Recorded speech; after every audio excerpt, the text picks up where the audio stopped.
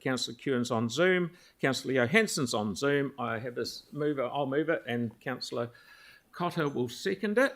All those in favour? Thank you. Against? Thank you. It's carried. We have no declarations of interest, so we'll rip into our public forums. The first one today is Mike McCaleb, who's here on behalf of White Rock Community Incorporated Society to talk about freshwater rules and the burden of landfill activity on small rural communities. Welcome. Thank you. Good morning, esteemed ladies and gentlemen, Your Worship, Mayor.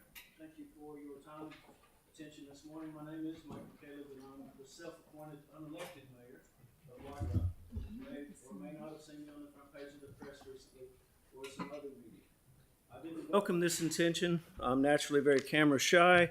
I was sort of forced into it. I was just minding my own business, really. I wish to call to your attention a resource consent application which is currently before the Waimakariri District Council and Environment Canterbury. This application for a small 4-hectare Class 3 landfill in White Rock, North Canterbury, where I live, is just a couple of kilometres up the river from my home on the Karatu River. I'm opposed to this application because I believe it poses a threat to the river, which runs through the quarry property and through my property and is the source of my drinking water supply and also a dozen other families who live in White Rock. And also ultimately the Okuku, Ashley River, and the aquifer underneath us all. You might well ask, why should we be concerned? We are not the Waimakariri District Council, and we don't live in White Rock, and aren't you, Mr. McCaleb, just another NIMBY sticking his pointy little American nose where it doesn't belong? Well, I'd like to point out a situation that exists in Canterbury, and I describe it as earth movers, greatly enriched by the demolition of Christchurch after the earthquakes, who are staffed up, geared up, and intent on further enriching themselves. Nothing against earth movers, Mr. Mayor. I'm sure many of them are great guys. Hey, I know. These earth movers have been forced out of the city limits by freshwater groundwater protection measures within the Christchurch city limits onto surrounding districts with lesser regulation. They are intent on gaming the RMA in the process I like to describe as, if you have enough money and enough time, you can do whatever you want. If this is indeed true, then most of us should also agree that's not a good system. Alas, it is the system that we're in. Canterbury councils have been repeatedly attacked with proposals to dispose of Christchurch waste out of sight, out of mind of Christchurch residents, and this is a tremendous burden on the surrounding councils, on the residents of small rural communities such as the one I live in. I live in White Rock because I treasure the fresh air and the clean water and the quiet solitude. As my neighbor likes to say, you know what I love about White Rock? You hear that? Nothing. Our rural roads aren't equipped to handle the heavy truck traffic. Like many people in the city, many of us would like our children to walk to school or to bike to school or even ride their horses, but this isn't really possible on narrow country roads with industrial traffic and 20-ton B trains moving at 100 kilometers an hour. We don't wish to be the depository for contaminated soils from Christchurch just because we are less densely populated, just because there are fewer of us to complain, just because we have chosen to live rurally. We should have the same rights. Cape Valley, being majority-minority owned by the Christchurch City Council and 4 other Canterbury councils, was developed just over 20 years ago with a vision of being a multi-generational landfill, a world-class private-public partnership. When it opened, there were more than 50 small landfills that were closed at the time. Despite the incredible waste generated by the earthquakes, Cape Valley is still on track to hold the amount of waste it was consented to hold, and as a world-leading facility, it's capable of being consented to hold decades more waste. Through a loophole in regulation, the fees to dump at Class 1 landfill are greater than at a Class 3 landfill, regardless of the classification of the waste. What may be helpful are additional regulations to force construction companies to at least try to recycle more of their building waste. Fines, financial incentives, that may be the way to encourage best practice. I understand and appreciate the need for more housing. This shouldn't come at the cost of despoiling rural communities. Intensification is supposed to be a tool to address this. What I'm here to ask you to do, I'm not quite certain. I could ask you to submit against this resource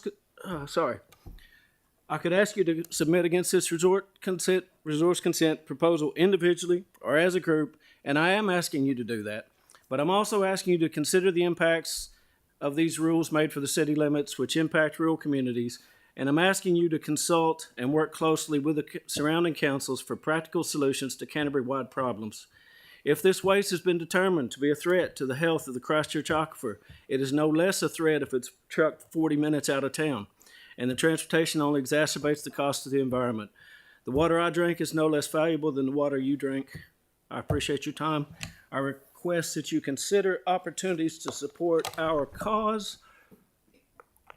Our website has a link. It's easy to follow in the submissions guide. Thank you for your time. Kia ora.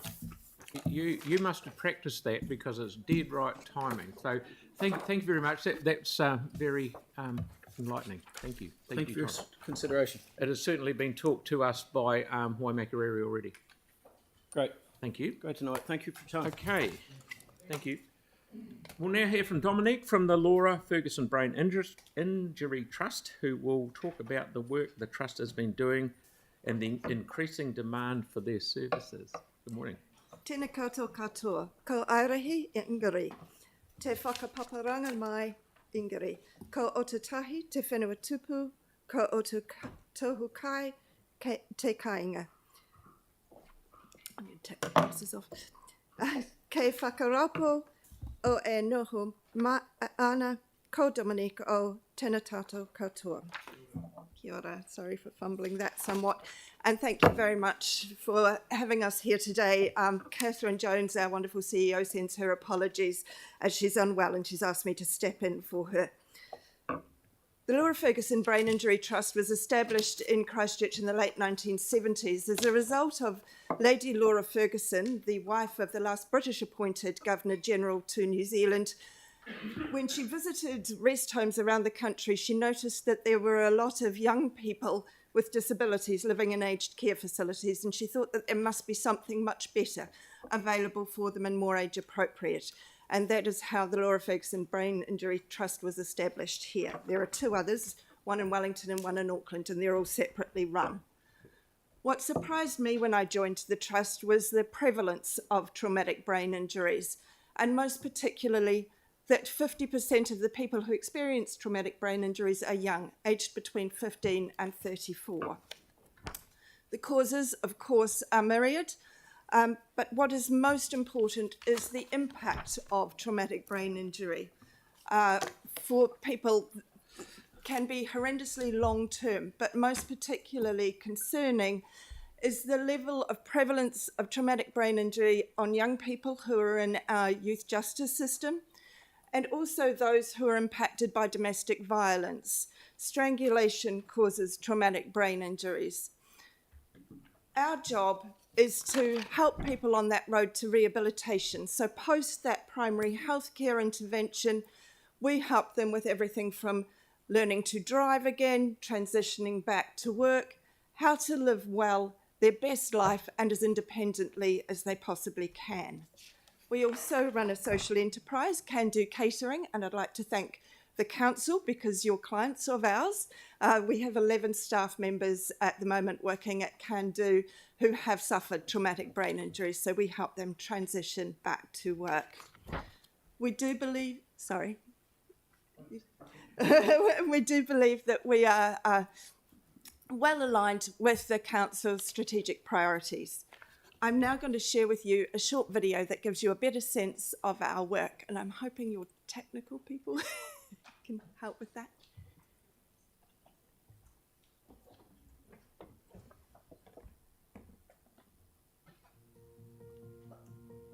If we didn't exist, there would be a significant number of people would not be able to access the services that they require. So if you were to have a major motor vehicle accident and have multiple trauma, Laura Ferguson Brain Injury Trust provides you with all of those services to support you to recover and everything in between. So it was in January 2020. I was riding a mountain bike up here on the Port Hills in Christchurch with a friend of mine. We had a crash of sorts, went over the handlebars.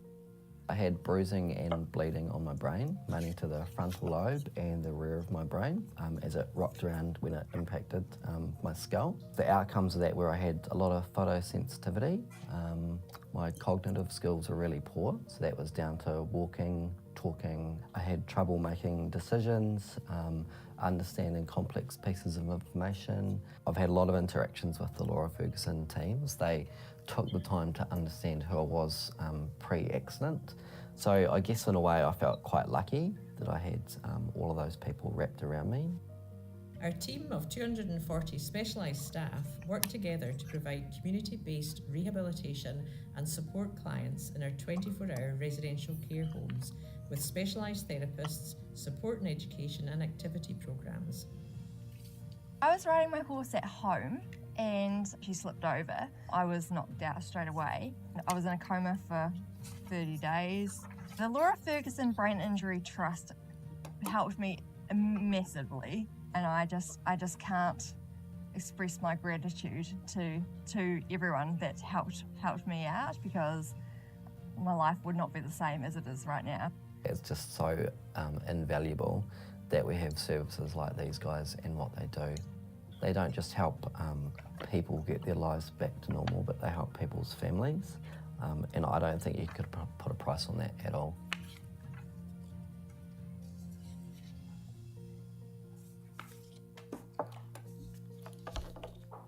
Thank you very much. Thank you. We've got one question and only one. Tyler, please. Kia ora. Kia ora. Those statistics are absolutely staggering. In If we terms didn't of, exist, youth statistics. there would be a significant. I was actually wanting to catch up with you and the team offline to see if we can actually talk through a bit more of what you're seeing around brain injury. That'd be Absolutely. fantastic. We'd love that opportunity. Thank you. Thank you so much. That is- Thank you, Dominique. Thank you Thank very you. much. Okie dokie. Next, we have Stuart and Christine from Kairos Food Rescue, who will talk about their collaboration with community hubs across Christchurch and opportunities to improve food security. Good to see you again. Thank you. Thank I you. went down and visited earlier this week, or late last week, and it's a pleasure to see what you're up to. So well done. Carry on. Thank you for having us. Good morning, everyone. So, Kairos Rescue Food, Feed People, Build Community. That's what we're essentially about. We're processing 70 tonnes a month of food that is perfectly edible, that is coming from all sorts of sources, from supermarkets, cafes, catering companies, school lunches. We're diverting that instead of going to landfill, and we're putting that out so that people can get fed. It's costing us about 92 cents per kg to rescue it, sort it, and then supply it out to the other groups in the city. We've got 7 trucks on the road, vans and trucks on the road going around collecting it and then sorting it. We have over 250 volunteers, and we have about 350 volunteer hours per week. And when you can see some of the logos on the screen of some of the places, the schools that come in, we have corporate people come in. We've had so many people come through and volunteer. You're all welcome to come down as well and volunteer with us.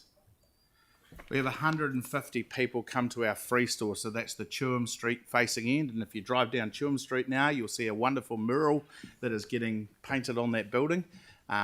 And we're reaching over 190 people a night. We know this because when people at the end of the night getting the food that they've looked at and chosen, we weigh the basket and we ask how many people are they reaching.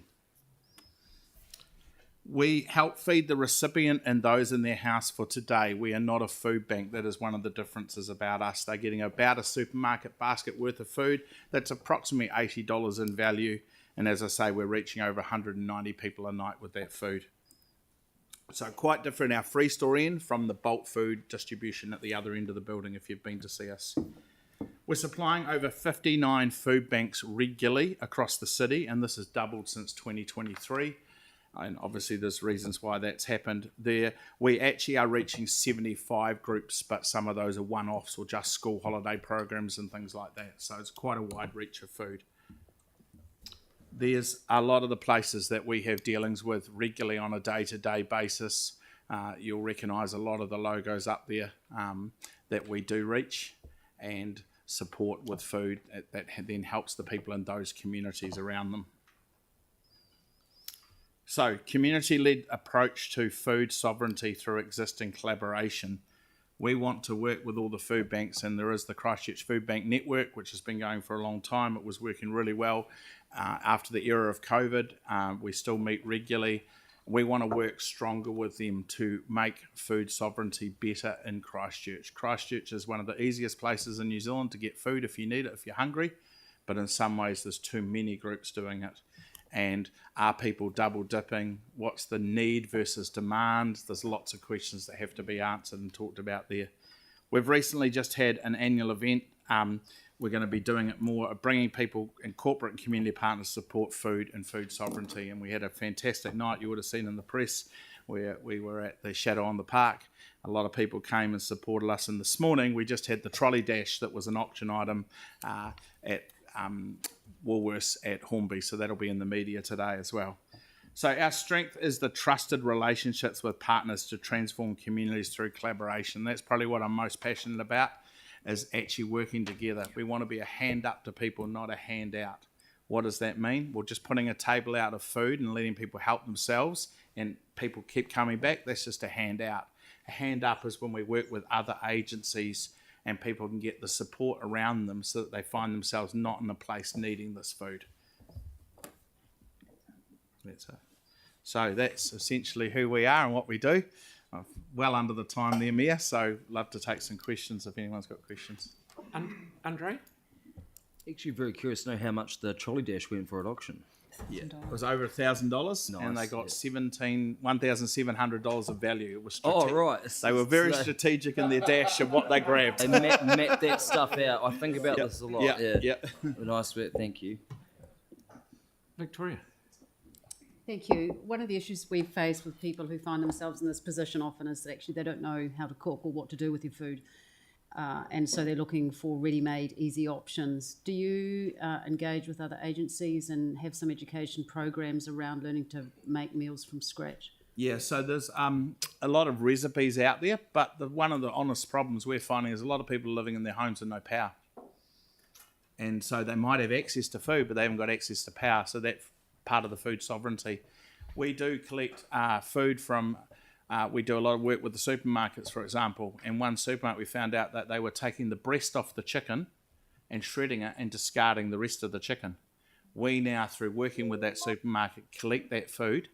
We take it and it goes out to a camp. And while they're cooking camp food for the people staying at the camp, they're making soup for us with that. And then that comes back to us and goes out to groups like Drug Arm and other groups as well. So we're always looking for ways, too, that we can help with that, because soup's just got to be heated, but again you need power or gas to heat that. So coming from a large family, my mother made 3 meals out of a chicken. Yes. Yeah. Thank you. One of the things that really struck me down there is how you beg, steal and borrow stuff off people. Like you'll carry baskets that have been from, I'll say Countdown, I don't know who it's from, and you take the name off the side and you put your own name on because they don't want them, they were going to biff them, so you're reusing stuff. But the thing that really stuck in my mind is, and sort of how can we get more people here, because these guys are right across the road from the stadium, okay? If we get to a point where we can have the public going through the stadium as to visit, just to look while it's under, later on when it's constructed a bit more, if we have it that people can go, instead of doing a gold coin or something like that, they get in by bringing a can of food. Any can doesn't matter. Every person that goes in, you drop it in one of your big baskets there, and because cans are good for you because it's got a long shelf life. Absolutely, and that will help all the food banks in the city. One of the biggest things they all ask us for is canned food, and it's very scarce now, so that we would be able to distribute that right out across the city, across all those agencies. So. Yeah. But that was your idea to use that as an entry, as a fee, so to speak, to get in. So if we can maybe push that a little bit further, I'd be right behind it. So thank you very much for what you're doing. Yeah. It is very, very good. So Kelly and I will bring that to the board. Oh, yeah. Yep. So we'll do that. Thank you. Excellent. Thank you. Good on you. Okie dokie. So now we have David Lynch and Professor Al Kaizi, who are here to talk about lessons learned from the February 2011 earthquakes. Good morning. Good morning. And I'm adding both of you guys together, so you've got 10 minutes. Yes, just Mr. Mayor, if I can be a little bit creative with you today, I'm doing a deputation later on that will provide me 10 minutes. On reflection, I believe, given the matter that I'm speaking to and followed by Professor Al Kaizi, with great respect, we cannot be rushed on this, given what we're representing. And I'm sure your colleagues would agree that I'll be creative in the sense that I'll forego the 10 minutes to allow us to speak and not be rushed. And I hope that Right, you'll... so maybe you'll... Absolutely. Yep, no Before I start, if I can just say that I have Mr. Al-Khalzi's address, which we'll send electronically, so whoever would like to take that and distribute it to you, I got it. that would be great.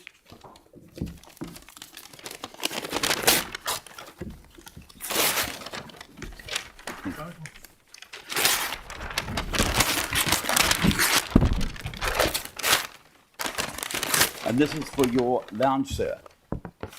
And the reason that we're here, to remind you lessons learned for the 185 people that lost their lives all those years ago. And if I'll give that to you now, and you can... You want to put it down there?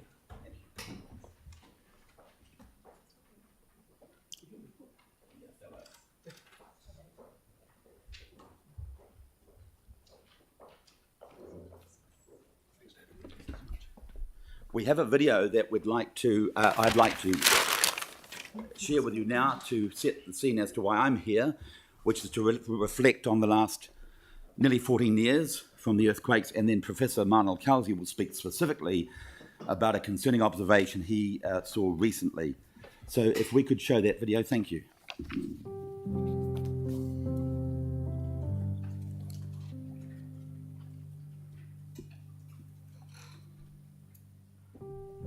My name is Gerardo Torres, and I came to New Zealand over 25 years ago. And the reason why I came here is because my sister married a Kiwi gentleman, and they married in Peru, and they came to New Zealand before me. A few years later, my sister recommended us to come to join the family here. We are 3 children. We were 3 children. When the earthquake struck, so we were frightened because we felt strongly, but we didn't see big damage in that area. Well, I was hoping that she was somewhere in there, maybe out of the building, but as soon as I saw very close the building that collapsed, and I saw just smoke, big smoke and fire, and helicopters throwing water from the sky. So I realized that she was in big danger. It took me weeks to realize, because a lot of people were approaching and saying, you have to believe in miracles. And yeah, I was just, every night it was a nightmare for me, waiting and waiting for news. Till, yeah, finally, yeah, little by little, the hope was dying. Love your family, love your friends, but tell them now, not tomorrow, because tomorrow we don't know what's gonna happen. Remember the earthquake, and maybe tomorrow it will be late. This is the lesson I learned.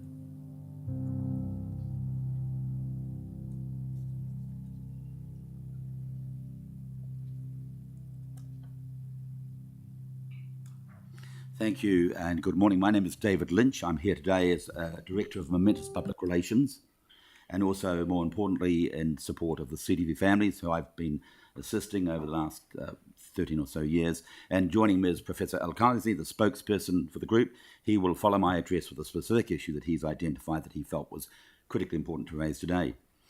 The video tribute you just watched, made by Gerardo Torres for his sister Elsa, was one of the 115 victims in the CTV building collapse, was created before his sudden passing in October 2022. I first met him nearly 20 years ago when I hired his Latin band for an event, and our paths crossed again, sadly, with the earthquake, when I realized he in the room was one of the families who had lost someone. Gerardo's tribute, I think, reminds us of the importance of not waiting until tomorrow to speak the truth. We must find the strength sometimes and dig deep to find what really needs to be said today. And that's why I'm here today, to reflect on the last almost 14 years. If Gerardo was here today, I'm certain that he would be supporting this presentation as it highlights the painful reality that the lessons of the 2011 earthquake, in some cases, I say, has not been fully learned. While there has undeniably been significant lessons learned, such as the innovative engineering that we saw at Knox Church with on the corner of Beeley Avenue and Victoria Street, there are contrasting examples of significant failures. One stark example of this, the 8-storey building at 230 High Street, which has been deemed to be too weak to withstand an earthquake due to technical engineering deficiencies. This building remains standing with the possibility that it may need to be demolished. What is of even more alarm to me is that when I sought clarification from staff some years ago whether this was an isolated case, they were unable to look me in the eye and effectively say no. And what that means, it creates uncertainty and a troubling concern about the possibility that there may be other buildings that have been built that have subsequently got similar issues. And these are things that, Mr. Mayor and councillors, we need to look at and ask the question, well, what if there are and what do we do? Additionally, as you'll hear from Professor Alcalzi in detail, narrow roads, new measures, raised pedestrian crossings to limit car access to the city is concerning. After speaking myself with Fire and Emergency New Zealand, it's become clear that these changes may delay emergency responses, potentially resulting in the loss of life or the complete destruction of buildings in the event that they can't get to a fire quickly enough. Professor Alcalzi will speak of a specific example he witnessed the other day. And I've spoken to the fire service, and they really feel that they need to be better engaged by this council, and I'm sure that applies to St. John and the police. Another pressing concern is tree safety, which I'm talking about later on. I won't go into that now. And finally, heading towards 2018, there was a report that surfaced about non-complying steel being dumped in this country. The steel could be hidden, waiting for another seismic event. Do we know that there's any of that steel in the city? These are the things that we have to look at. Finally, this week, the Building and Construction Minister announced significant proposed changes to the building consent process, raising serious concerns about potential shortcuts that could increase the risk of another disaster like the CTV building collapse. While these reforms are intended to streamline the process, there is a genuine fear from the people I've spoken to and canvassed recently that this may lead to failures and endanger lives. As a council, we need to understand and be proactive, or you need to be proactive with the minister.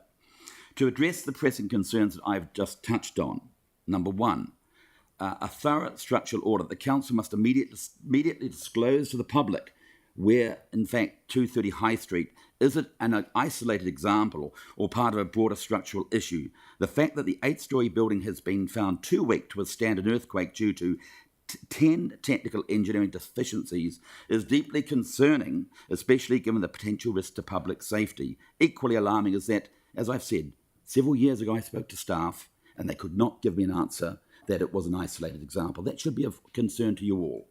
Transparency is not only a matter of public interest, but it's a crucial step in ensuring safety for residents. The council owes it to the public to conduct a thorough investigation into these concerns, to disclose the findings, and if other buildings are at risk, present a clear action plan with measures that will be taken when necessary, etc.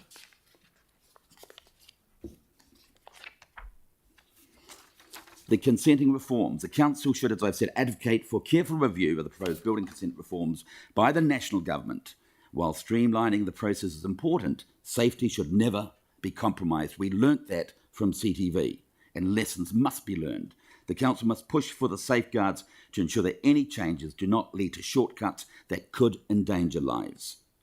Number 3, consultation with emergency services before implementing any new road designs or pedestrian measures. This council should work more closely with fire and emergency and all the emergency services to ensure that any changes do not negatively impact on their response times. Road designs must accommodate the needs of emergency vehicles, particularly in densely populated or high-risk areas. Tree safety, I won't talk about that. I've already documented my thoughts about that, other than to say we had a large tree fall down in Hackley Park recently or last year, and I don't believe that's been appropriately investigated in respect to the trees that remain. Number 5, investigate and ban any issues in respect of materials that come to this country that could be a compromise. By taking these actions, the Council can proactively address safety risks and reassure this community that lessons from 2011 have in fact been learned. Under the Local Government Act, I do request that I get a full response in writing to the matters I've raised, and I would make myself available to meet with staff to expand further on these matters. Thank you for allowing me the extra time, Mr. Mayor. I'd now like to ask Professor Al-Kazi to address you. Okay. Mr. Mayor and Councillor of the Christchurch City Council General Managers, Kieran, and good morning. My name is Manal Casey, and I'm an Emeritus Professor at University of Canterbury. I'm also the spokesperson for the families who lost loved ones at the CTP building back in 22nd February 2011. I joined Canterbury University in January 1996, and I remember there was roadwork then.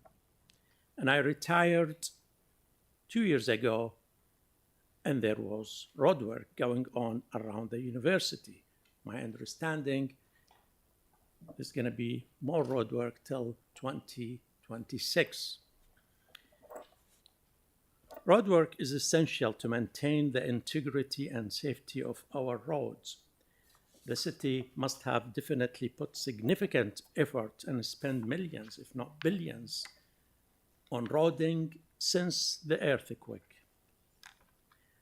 What concerned me is the substandard of some of our city roads and the outcome after prolonged closure. We found our roads full with potholes and patches and impose discomfort, danger to road users, and disruption to all commuters and public services. But what triggers me to come to the City Council today is what I witnessed on Sunday, the 22nd of September, around lunchtime.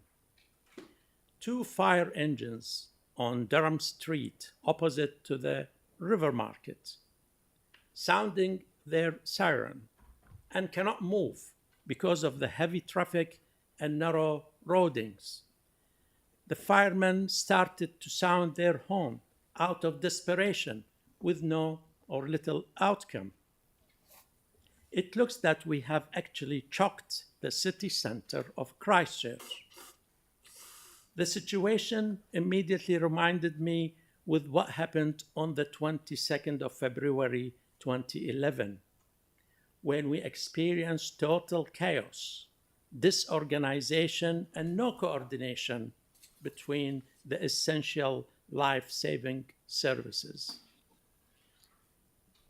My question to the Council is, do we have an effective emergency plan that can be activated fast enough when needed? How emergency services like fire, police, ambulances, and search and rescue teams can operate, coordinate, and communicate to minimize casualties.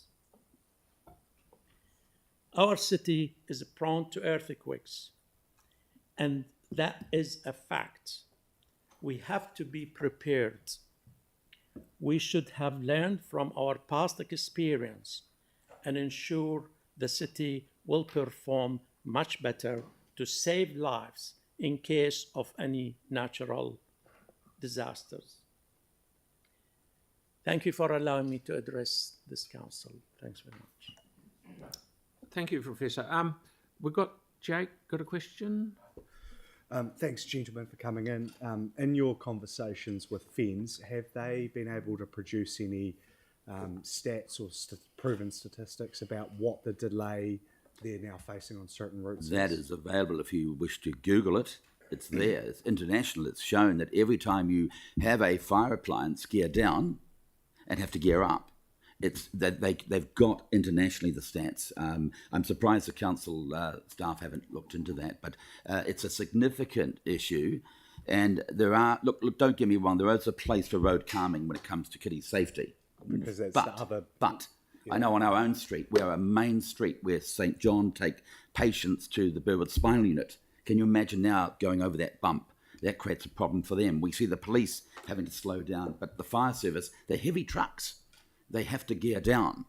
Every single one of those humps that are unnecessary, and there are a number in the city that are unnecessary and should be removed urgently, is going to potentially get an appliance to a scene and save lives. You should all be concerned about that. I would just ask both of you to reflect upon our dual mandate to both enable emergency services to get to where they need to go in a timely manner, but also safe environments on the road, because that saves lives too. Oh, absolutely. Sorry, Tim. Thank you, sir. Professor, in answer to your question, we have an outstanding emergency service plan.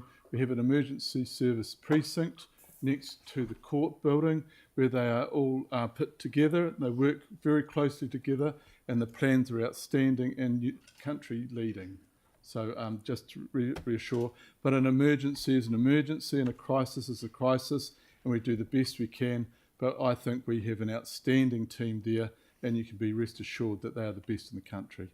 With regards to you, David, we've talked about this before. The example I would use is the Lincoln Road, Whiteley Ave intersection. No one in the city, I believe, really went through there and cared about that community. It took that rise in that intersection to make people slow down and respect that community, so they are safely crossing that major intersection. Kids to school, disabled, etc.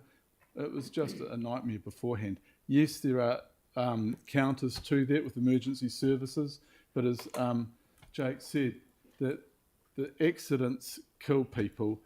We've got to do something. The drivers, the public that are driving through those communities don't care.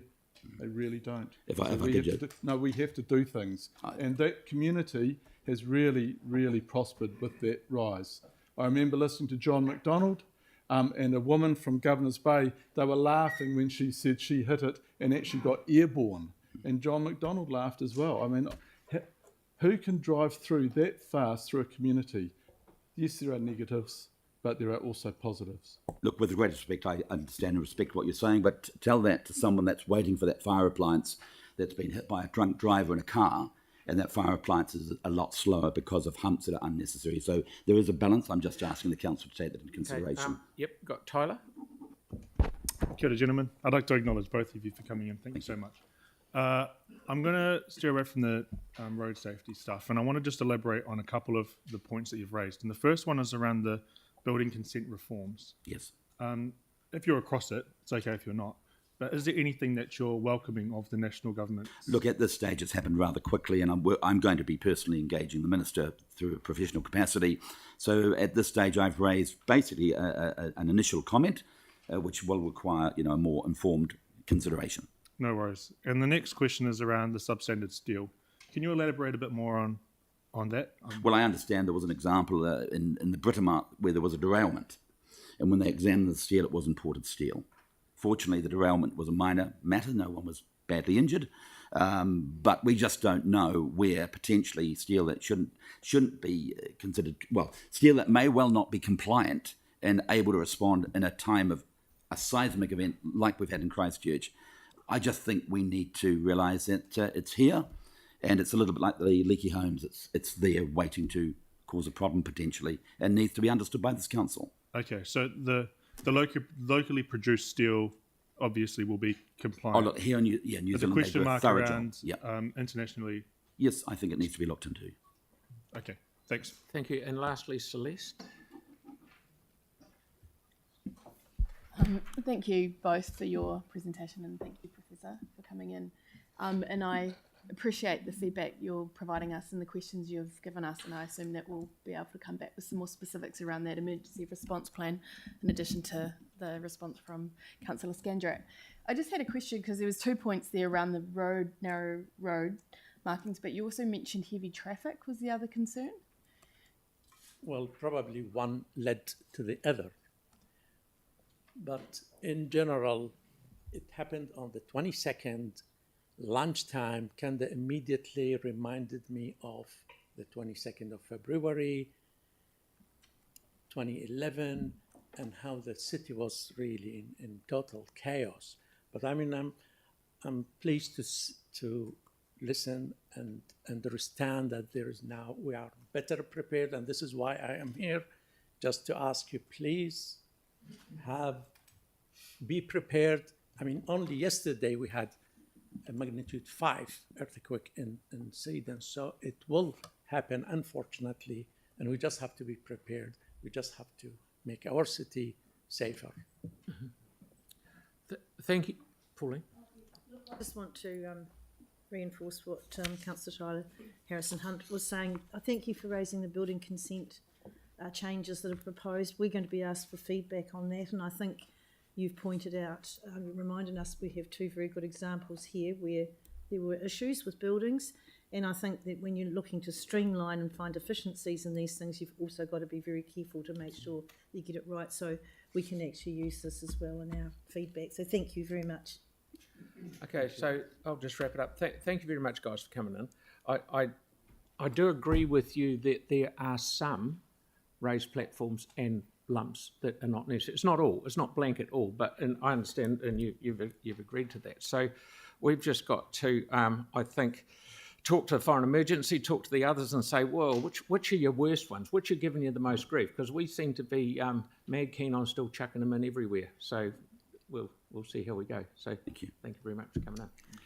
Now, David, you've gobbled up all your tree stuff, so you'll have to make another time to come and see us. That's fine. I'm sure the staff will welcome you back for a private conversation. Yeah. Thank you. Thank you very much for your understanding. Could we arrange a meeting with emergency services to talk about this as councillors? That's a great idea. Because it would be really good to get an understanding of the issues. Thank you. Excellent. Righty-ho. So, I'll welcome Annie from the Koinga Maiha Trust to come talk to us about the work the Trust is doing and speak to item 23, the Sandylands Housing Complex. You have 10 minutes. Thank you. Tēnā koutou katoa, ko Annie Wilson toko ingoa no Hungary a Yorkshire, England o Kutipuna, ke te noho ki Rangiora Waitahi. Tēnā koutou katoa. Kia ora, everybody. I'm the General Manager of an organisation called Kangamaha. We were known as Kangamaha Trust. We're actually known as Kangamaha Limited now. However, we remain a wholly charitable company. We're entirely owned by a charitable trust called Home Foundation. We were established around 3 or 4 years ago, primarily with a vision to see that every Kiwi has a home that they can afford and a place that they can thrive. We recognise that homelessness is a key issue, but it's more than just houselessness. Actually, what we're about as an organisation and as a collective of organisations is that we seek to address the needs across the whole spectrum of need. So we are a developer, Kangamaha. We've got extensive experience here in Christchurch of developing mixed communities. That was most recently seen on our development, the Residences of Karamu, which has been complete for about 2 years, comprising of 84 homes, of which we have 28 social housing homes. We have a mixture of first home buyer housing that was sold at around 35% below the asking and valuation price. And then we have some private sale housing. And we built that community, we purchased the land commercially, but we were entirely focused on delivering broader outcomes and a mixture of addressing a mixture of housing needs. As an organisation, we are also developing currently our next project in New Brighton, where we purchased the land from Christchurch NZ about 2 years ago. And we're delivering 63 homes, again, recognising actually the needs of New Brighton and Otatahi Christchurch.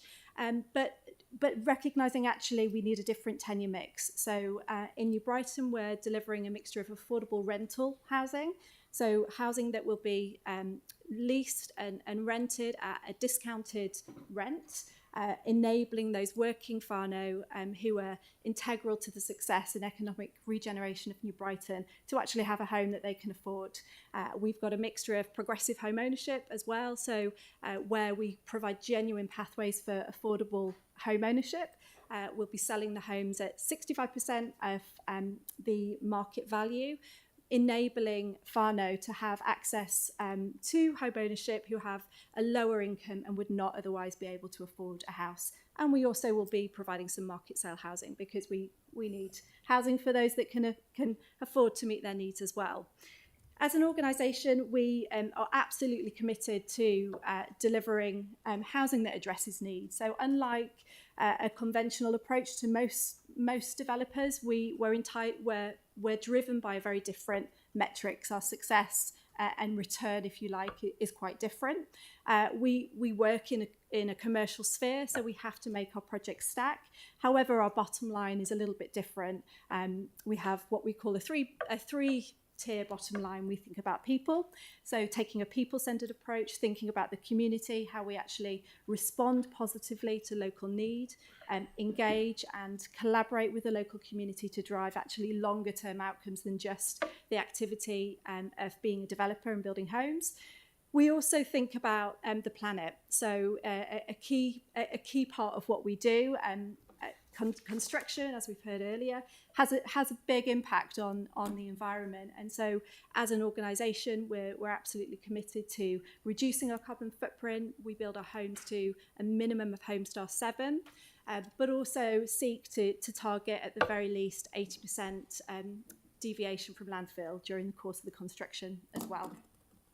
And of course, the final bottom line is place. So we build communities. Kangamaha means many homes. So we see ourselves as not just a developer, but actually a community creator. So that means we look at development solutions quite differently to a conventional developer, where we will actually think about what makes a place successful, not just as a successful development at the end that is delivered on time, on budget, can be funded, but actually how will people live here?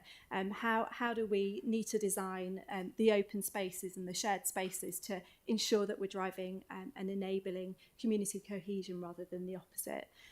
So we've worked with a number of organisations here in Christchurch, but also nationally as well. As a for-purpose developer, we obviously have different drivers, as I've described, but we also have the same parameters that a conventional developer, particularly development economics, that we have to adhere to. You know, projects need to be funded, they need to be they need to be deliverable. But we, when looking at projects and not seeking to maximise perhaps density and yield, but actually respond to local identified need, which may mean a lower density and a very different type of typology. Viability is constrained. So we're very, very grateful, and I just want to acknowledge the work that Christchurch City Council has done as being a real enabler of affordable housing, and that's really been testament to the success that we were able to achieve on Karamu and also at Tobacco in New Brighton. So we have been involved and we've been working with council officers on Sandilands for almost a year. It's coming up about 9-10 months now. And we were really excited about the aspiration that there was an opportunity with this collection of parcels to deliver and unlock affordable housing. Now, we see a huge potential to deliver across the range of needs. As I say, we deliver mixed communities, but we respond to the local need. And so for Sandilands, given the local context, we see that there's a real opportunity to deliver for first-home buyers, for the older ageing population who haven't otherwise really got the choice or are incentivized often to downsize. So we see that there's a real potential to deliver warm, dry, safe, affordable housing that will enable downsizing and release much needed affordable or family-sized housing for those who need it. We also see that there's a real potential to deliver some genuine affordable home ownership options as well. We'd love to explore how we can deliver perhaps some progressive home ownership, some affordable rentals, some market sale housing as well, and multi-generational housing as well, recognising a need for whānau to live with their ageing population as well. Affordability is often a term that is used but not well defined. And for us, when we talk about affordability, we don't actually just mean cheaper, smaller housing. We mean genuinely affordable to those that are on median incomes. Now that is very challenging, as I'm sure is no surprise to you, given construction prices. So we need to think about alternative products like progressive home ownership, affordable rentals, rent to buy, to enable that affordability.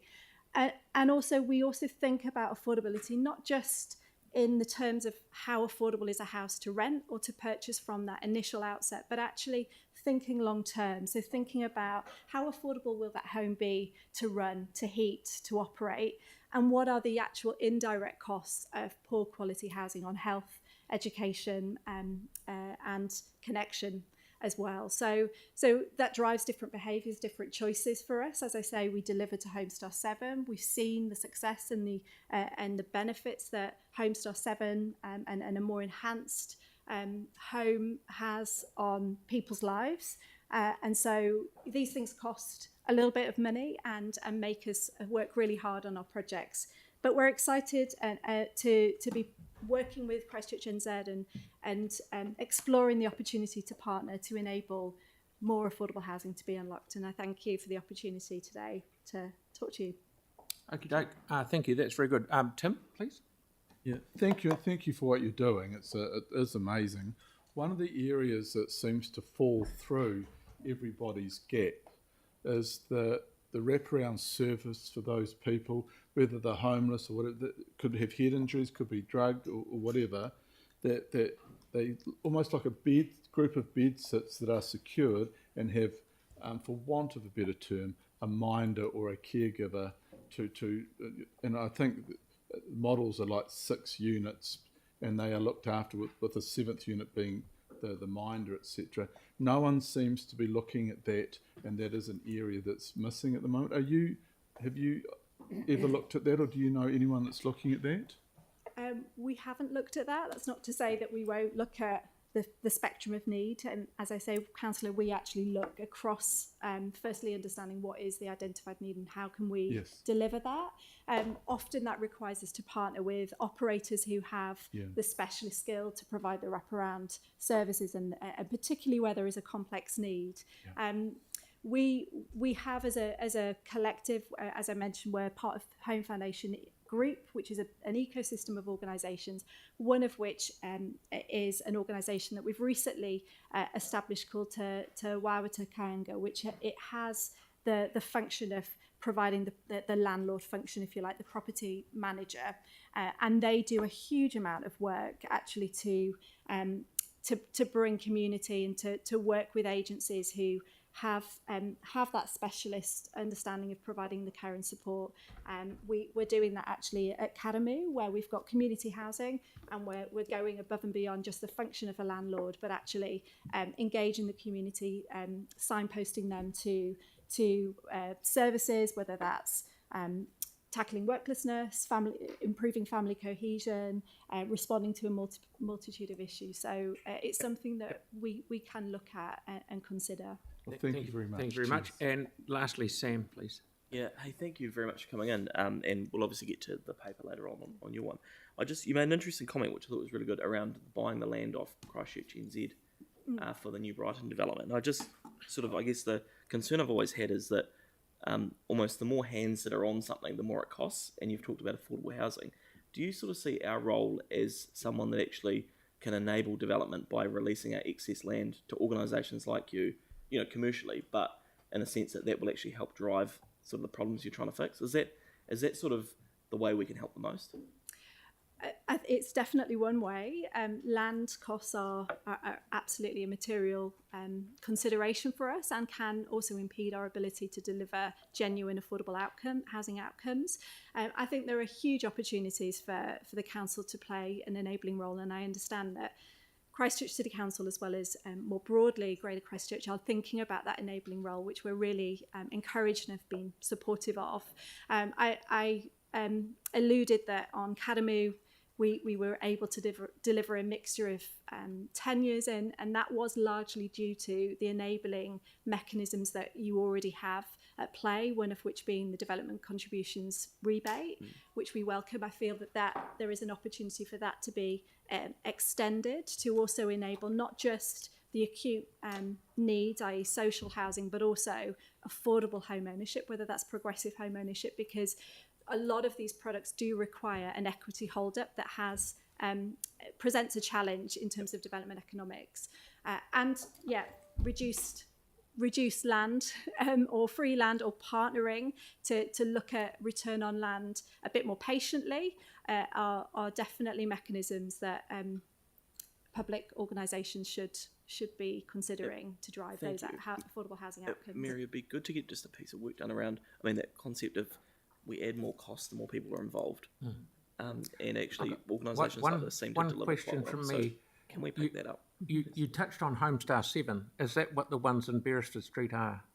Yes, all of them will be Homestar 7, but we're actually exploring how we can achieve Homestar 8 as well. So we're pushing the boundaries, not because we're far ahead with the design. Some of them will just prove to be too costly to get to Homestar 8, but we think with some of this, with the middle terraces, we might be able to. I was on Otatahi Housing Trust, and we had Homestar 7. I wouldn't say forced upon us by the government, and you could keep going till you're up to Homestar 74, and it'll get to the stage where you're burning all the money up. We looked at it and said, right, if we go Homestar 5 or Homestar 6, we can build more than we can at Homestar 7, because if you're trying to make them affordable for people who are desperate for somewhere to live in, that's what you need to do. So you don't want to get too carried away. Now, just one last question. Down at Beresford Street, there's 3 blocks you've got, and you were building on the middle one. Is that finished and you're working on one of the others now, or where are you at? Where is the middle block at? Yeah, so we're edging closer to completion. So February next year is the completion date. Yep. We've actually commenced construction on our second stage. So I believe we're looking to complete the homes in June next year for the second stage, and we're also in the throes of finalising our funding for the third stage as well. So hope to commence construction in January. And the first stage is all sold? Yeah. Good, excellent, good work. Thank you very much. Thank you very much. Yeah. Sorry, yeah. Sorry, actually, it was just Mary following on from Sam's request. If we could get a piece of advice on some of the other options that were looked at for helping with that, not just the ticket clippy piece, but the other ones as well. Okay, thank you very much. Thanks for coming in. Okie doke. We'll now got Annabelle here on behalf